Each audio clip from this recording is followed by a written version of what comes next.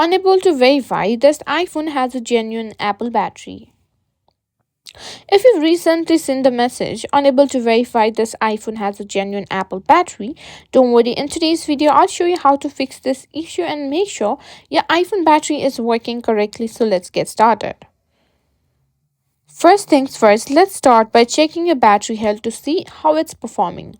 Open settings and go to battery and simply tap on battery health and charging. Here you'll see the maximum capacity of your battery and if it's still in a good condition, if it says battery health is normal or and the capacity is still decent, your battery might still be working fine even with the error message.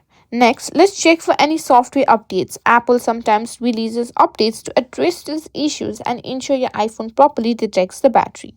Go back to General and simply tap on Software Update. And if there is an update, go ahead and install it.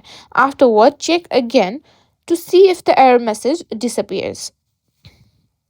Now, if you've had your battery replaced by a third party repair service, it's possible the replacement battery isn't genuine. Apple uses specific hardware and software checks to ensure battery authenticity. If you had a third party battery installed, that could trigger this error. The best way to resolve this issue is to visit an authorized Apple service provider or an Apple store. They can perform a diagnostic to check if your battery is genuine and replace it if necessary.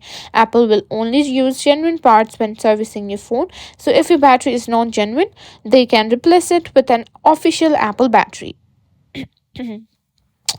If none of the above works, try performing a hard reset. This can sometimes clear minor glitches and force the phone to recognize the battery correctly.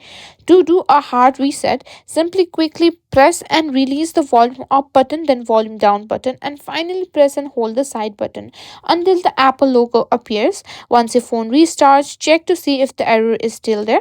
And that's it. Hopefully, one of these steps help you fix the unable to verify this iPhone has a genuine Apple battery error.